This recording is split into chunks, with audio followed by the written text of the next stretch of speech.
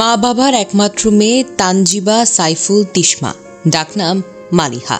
কোনো ভাই বোন ছিল না। পরিবার, পড়াশোনা, স্বপ্ন, দায়িত্ব সবকিছু মিলিয়ে সেই ছিল সবার ভরসার জায়গা। ছোট্ট থেকেই ছিল পরিশ্রমী।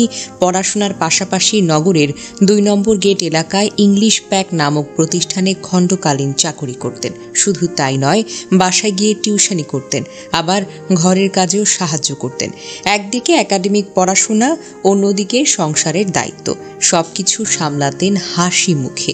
মালিহা শারীরিকভাবে একটু মোটা হওয়ার কারণে সমস্যার মুখোমুখি হতেন। ওজন কমানোর জন্য ডায়েট করতেন, ডায়েট মেনে চলতেন, খাবার নিয়ন্ত্রণ করতেন, জীবনযাপনের শৃঙ্খলা বজায় রাখতেন। অথচ এর মাঝেও কখনো অভিযোগ করত না কারো কাছে।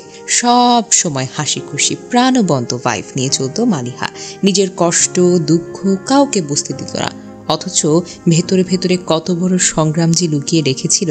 তার স্বপ্ন ছিল একদিন একাডেমিক কোর্স করে বিদেশে পড়তে যাবে, স্বপ্নের পথে অনেকটা এগিয়ে যাবে। অথচ হঠাৎ এক মুহূর্তের দুর্ঘটনা সবকিছু থামিয়ে দিল চিরতরে। গতকাল বিকাল ৪টার দিকে চট্টগ্রাম নগরের ২ নম্বর গেটে ঘটে যায় অঘটন। রিকশা থেকে নামার সময় ১০ নং বাস তাকে চাপা দেয়।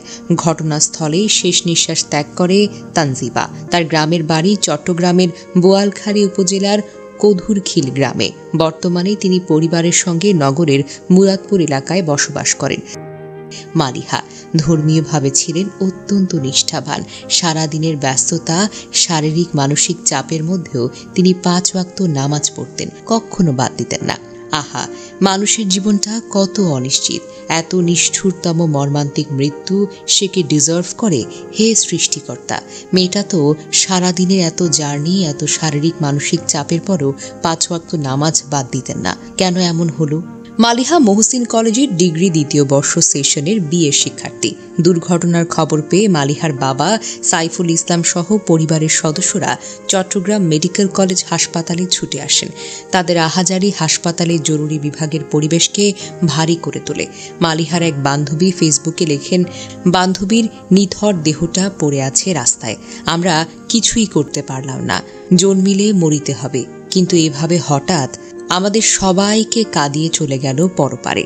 কোনো সময় বোয়ালখালী গেলে তোদের বাসায় যাওয়ার কথা ছিল, কিন্তু সেটা আর হয়ে ওঠেনি। পরপারে ভালো থাকিস, আল্লাহ রাব্বুল আলামিন তোকে জান্নাতের উচ্চ মাকাম দান করুক, আমিন। মা বাবার একমাত্র ভরসা, বন্ধুদের হাসি খুশির প্রাণকেন্দ্র আর সমাজের এক উদীয়মান আলোকিত মুখ তানজিবা সাইফুল তিশমা অর্থাৎ মালিহা আজ আর নেই।